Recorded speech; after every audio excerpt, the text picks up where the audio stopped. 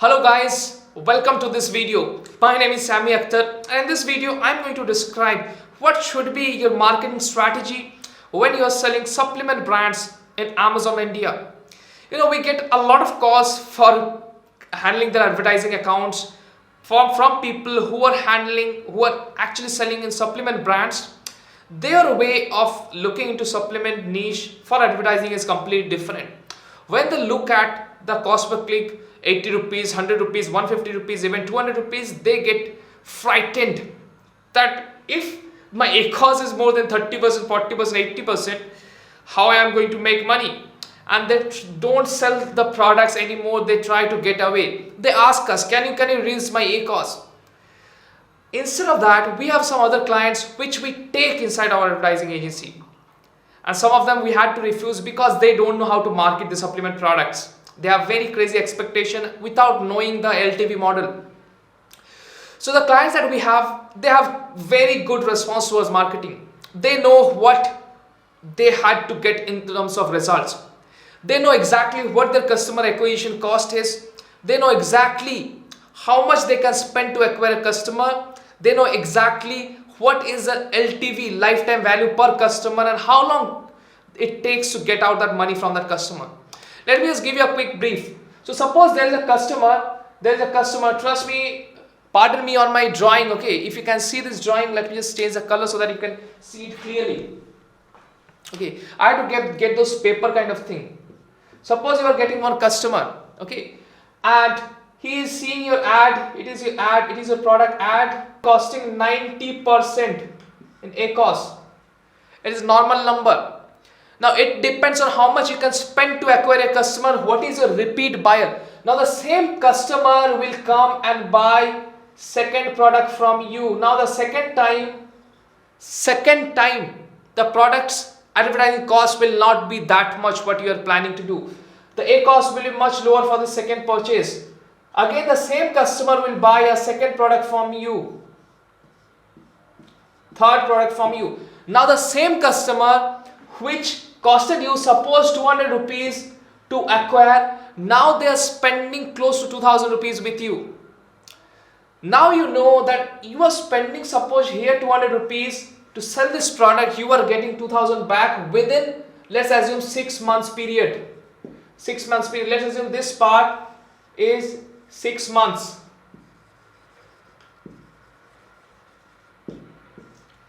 Now we get clients who tell us that okay, our ACOS is at 90%. Why you are not pushing it more?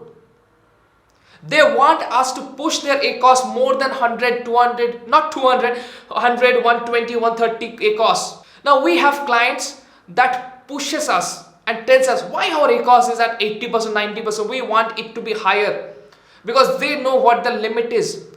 They know exactly what their return buyer rate is. And trust me, when you are in supplement, if you're not using subscribe and save, that is where the money is made.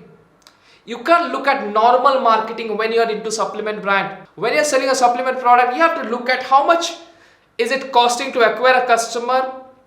Suppose you acquire 10 customers, out of the 10 customers, how many customers are sticking with you for repeat buying? How many products they are buying and in how much period they are buying, how much volume. You have to increase your average order value. You have to increase your lifetime value. And when you know your lifetime value that okay, each customer is coming and they're spending 2000 rupees, now you know exactly how much you can spend to acquire a customer. Now you are not confined by the ACOS. Now you can spend a lot more to acquire a customer. True or not? So there are two things that you can do. First of all, change your marketing strategy. Focus on acquiring more customers if you are having good return buyer rate. Second, place subscribe and save option in it. If you are selling 1 or 2 supplements, trust me, you are not able to make money. You will not make money in the future. If you are into supplement, make sure you have a bunch of products in your catalog targeting the same particular market, same particular customer, this particular customer.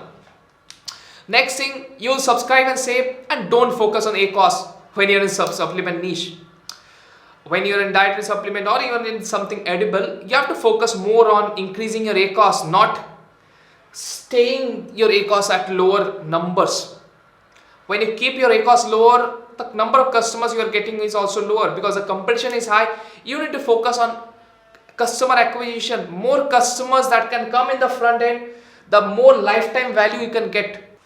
So now let me tell you what are the things you have to look for. First, CPA, cost per acquisition. Okay, what you are spending to acquire one customer, you can get that, right? You can get the new to buyer numbers and all. If you are having that things. Number 2, repeat buyer percentage. How many percentage is your repeat buyer? What is the repeat buyer rate?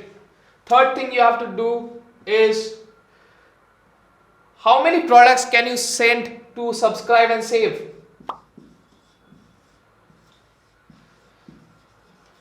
Now you cannot get subscribe and save if you are doing FBM. Okay, if for doing subscribe and save you have to go to the FBA program or the other options that you get. You can't get it through FBM. Okay. Now this is the options that you need to look. Now the third option that you need to do is you have to understand what is the LTV of that customer, lifetime value that the customer is going to spend with you. How much the customer is spending with you through a period of suppose 1 year, through a period of 6 months. Now you are getting into supplement. I'm sure you're not looking at 6 months period. How much profit can I make in the next 6 months? You're obviously looking at a long-term goal. Now the fourth thing that you have to look, the fifth thing is average order value, AOV. How much is the customer spending with you? If you are getting them into spending 100% ACOS and getting one customer, are they buying only one product from you? Or are you upselling, cross-selling through multiple ads on your listing? Or through images? What are you doing? Or using the A+ content to upsell or downsell or cross-sell other products that you have? A+ content has a really good option where you can cross-sell your other products, or you can upsell or downsell other pack products. So just comment down below if you're looking into supplement brand and if you don't know how much is the customer acquisition cost, what is the LTV for customer, then how much is the average order value, how much percentage is your return buyer, and all these things. If you don't know, then go and calculate this. This is a thing that can make and break your business. Now when you know, for our clients, they know exactly how much they can spend to acquire one customer, and that is why they ask us to push more than 120-130% ACOS.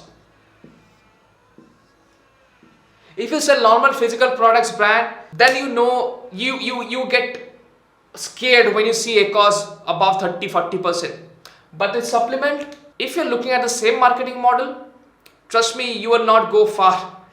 Comment down below, is this model, if you are using, what suggestions do you want to give to us, to other supplement owners? And also let us know what you feel by this video. Do you want me to make a detailed video breaking down all these aspects and telling you exactly how you can get all this? Then let me know in the comment section. I will make a step-by-step video that will explain each and every step of this, how to get all these numbers for your listing, because it requires some time to calculate it.